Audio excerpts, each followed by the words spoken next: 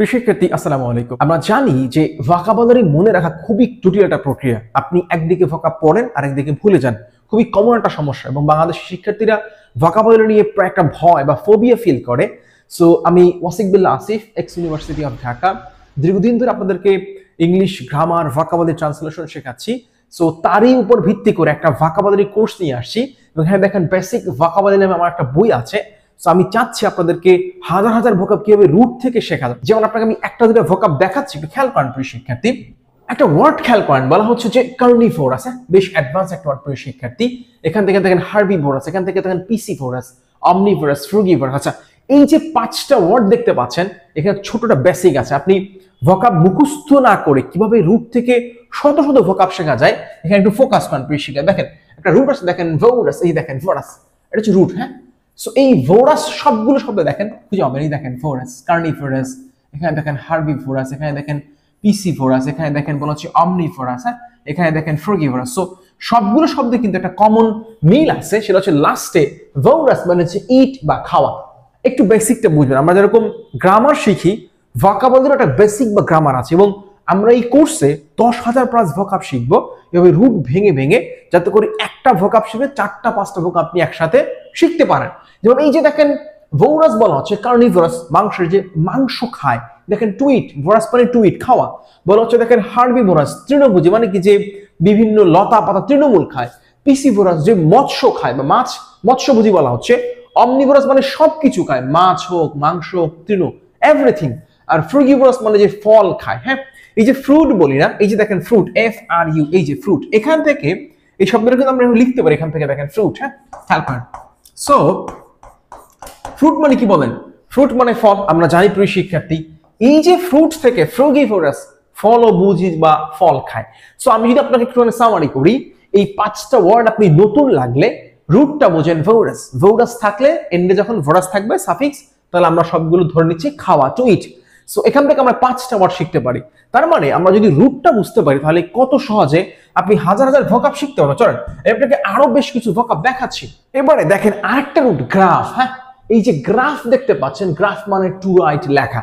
যেমন দেখেন বলা হচ্ছে গ্রাফোলজি, হস্তলিপিবিদ্যা, ক্যালিগ্রাফি, শিল্পবিদ্যা, ক্যাকোগ্রাফি, অস্পষ্ট হস্তলিপি, টেলিগ্রাফ বুঝি আমরা দূরবার্তা বা দূরলেখন, লেক্সিকোগ্রাফার, অভিধান প্রণেতা যিনি অভিধান ডিকশনারি লেখেন, ফটোগ্রাফ, আলোকচিত্র, কার্টোগ্রাফি বলা হচ্ছে মানচিত্রাঙ্কন বিদ্যা। আচ্ছা, সো একটু ফোকাস করেন, এখানে 8টা ভোকাব আছে।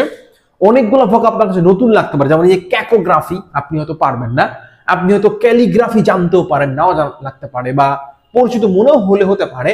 এখানে গ্রাফোলজি দেখেন হস্তলিপি বিদ্যা, এখান থেকে দেখেন লেক্সিকোগ্রাফার, দেখেন অভিধান প্রণেতা। এই যে আপনি অ্যাডভান্স ওয়ার্ড গুলো শিখবেন, রুট হচ্ছে গ্রাফ। এই গ্রাফ দেখতে পাচ্ছেন প্রত্যেকটা শব্দের লাস্টে দেখেন গ্রাফ। হ্যাঁ, এই যে সামহাউ গ্রাফ শব্দটা আছে, তার মানে আপনি যদি এই রুটটা বুঝতে পারেন যে গ্রাফ মানে কোনো কিছু লেখা, যে অভিধান লেখে বা যে অভিধান প্রণেতা তাকে আমরা বলি লেক্সিকোগ্রাফার। হ্যাঁ, এই গ্রাফ থেকে আসছে।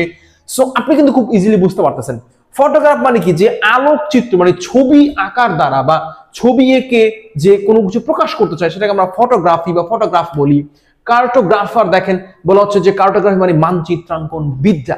সো এই যে অ্যাডভান্স ওয়ার্ড গুলো আপনি একটা রুট বুঝতে পারলে শত শত ভোকাব শেখা সম্ভব।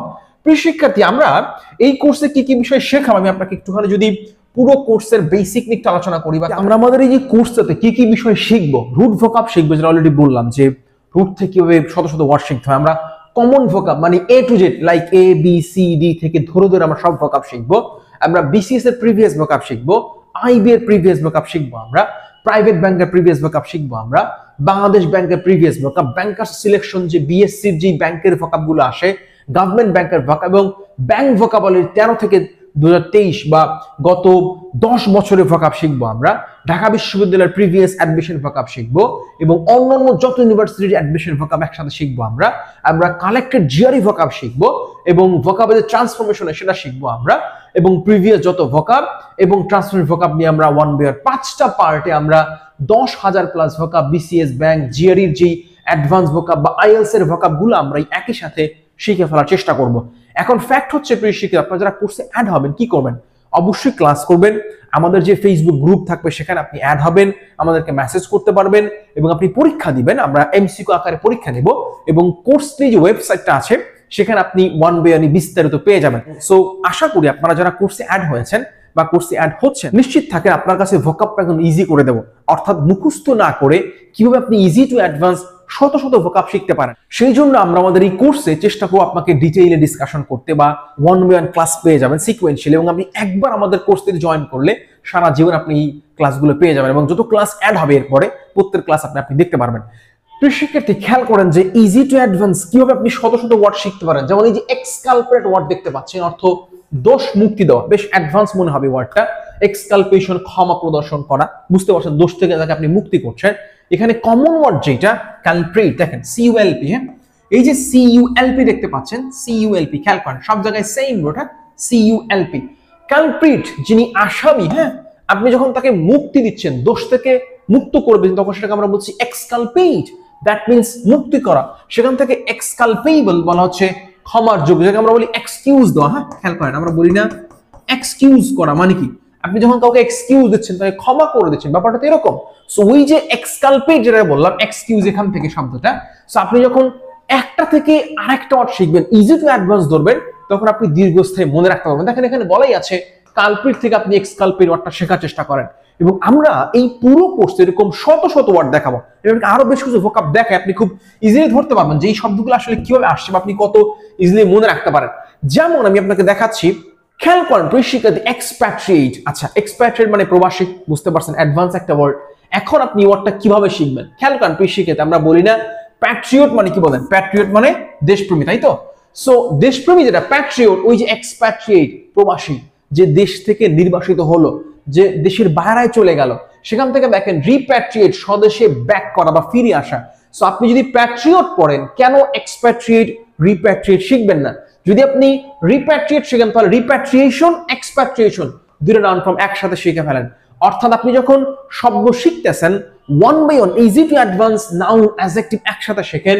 প্রিভিয়াস বিভিন্ন পরীক্ষায় আসে সমস্ত ভোকাব। প্রিয় শিক্ষার্থী, আমি আপনাকে আরো দেখাচ্ছি, দেখেন এই যে প্যাট্রিয়টিক, এই যে আমরা প্যাট্রিয়ট শিখলাম, সেখান থেকে প্যাট্রিয়টিক, সেখান থেকে প্যাট্রিয়টিজম এবং কম্প্যাট্রিয়ট।